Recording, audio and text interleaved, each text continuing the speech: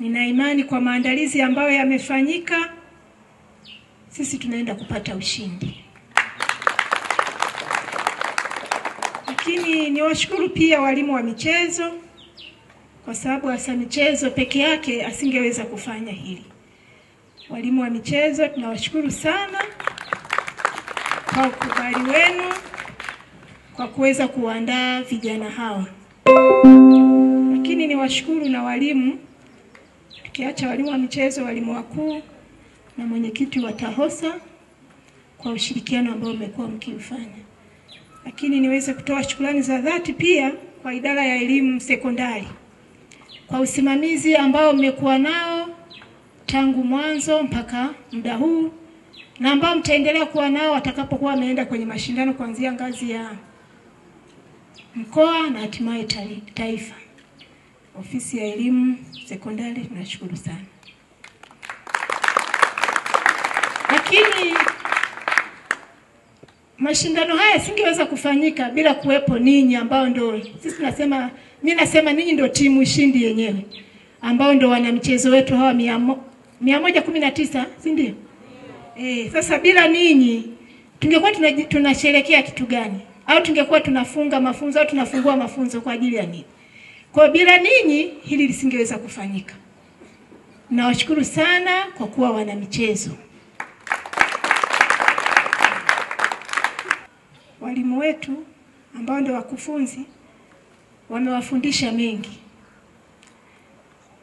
Na katika shughuli yoyote ili uweze kufanikiwa, kitu ambacho ni cha msingi sana huwa ni nidhamu.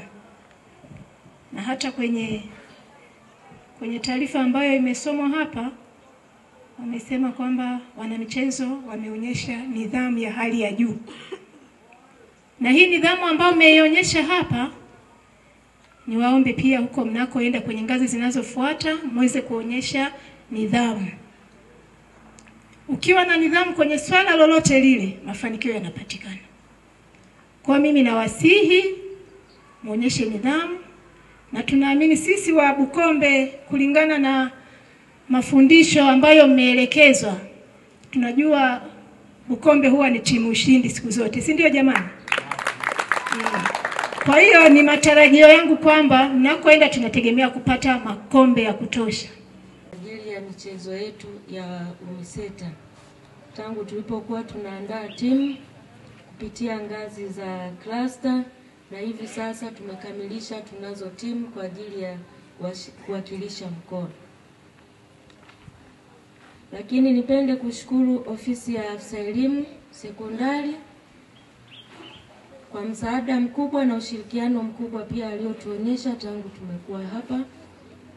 Lakini ofisi yako pia ya michezo kupitia afisa michezo Madam Kisusi, tunamshukuru sana kwa ushirikiano wake.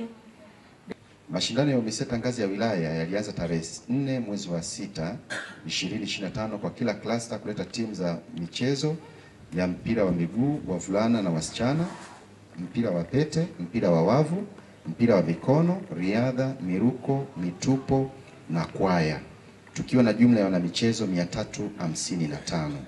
Klasa zilishindana na kuunda timu ya wilaya yenye jumla ya wanamichezo 119, makocha 10 na daktari mmoja.